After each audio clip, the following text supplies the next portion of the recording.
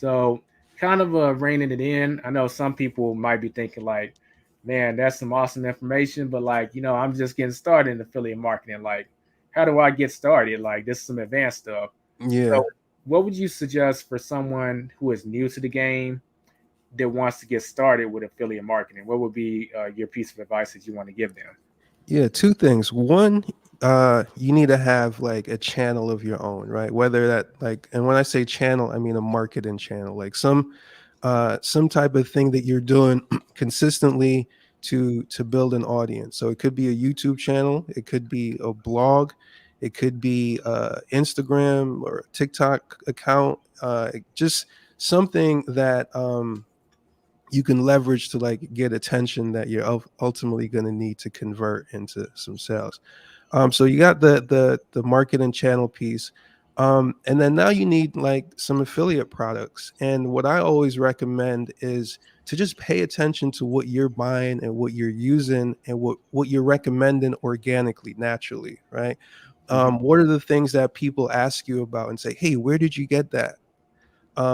Like anytime, start paying attention to those things, because anytime that comes up, that's an opportunity for that you could get paid as an affiliate, right? So if someone was watching this and like was like, "Yo, where'd you get that turban from thing on your head?" Hmm. um well, I get my affiliate link from Turbrand or whatever the company is.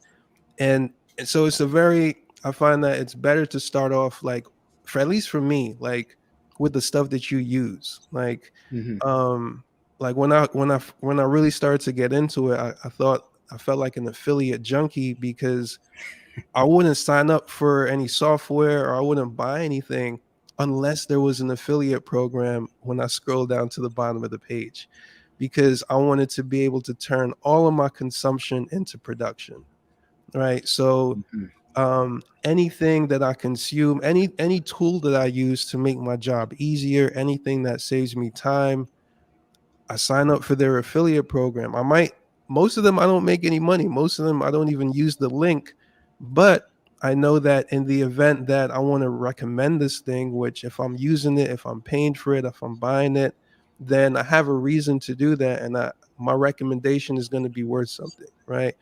Right. Um, so then your marketing channel that you've been developing just becomes a feed for you to make these recommendations. And it's natural and it's organic because it's what you're already doing. And so it's a part of your day to day. It's a part of what makes your work work. It's a part of what makes your lifestyle your lifestyle. And the fact that you can set up these affiliate programs or partnerships with brands, you also don't even, it's almost kind of like a backdoor into influencer, like the influencer marketing space, where it's the results based side of it, like the backdoor. It's like, hey, I might not have thousands and thousands of fans or followers or whatever, but I have a handful of people who will buy this thing. I might not get the attention of an influencer who, will do like a huge brand deal or whatever, but we could set up an affiliate partnership where I'll bring in a handful of sales a month and I get paid off of that, right? Hmm. So, yeah, to recap, getting started, you need a channel of your own, some type of marketing channel that you can grow, that is resource based, where you're giving people the type of content that they can like rely on and trust, and then you just feed that with recommendations of things that you're using. That's it. And the thing is, what held me back for a long time was that I needed money quickly. Like I was, I didn't have any cushion or anything, and so freelance work was the best way to get money quickly. Whereas on the affiliate side, it was a lot slower of a grind. Like, so had I not had that 12 month of a link just sitting there patiently waiting for me to open the account and check it, like I would have just been like, oh, this don't work. Like, it's not working. Month one, it's not working. Month two, it's not working.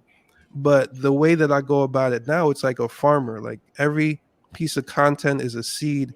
And I know that it might not make any money for the first week or whatever, but I'm not expecting that. And I'm also not Hmm. needing it to make money immediately. I just needed to be useful. I just needed to be helpful. And I just needed to exist in a place where people can search and find it a year from now, 2 years from now.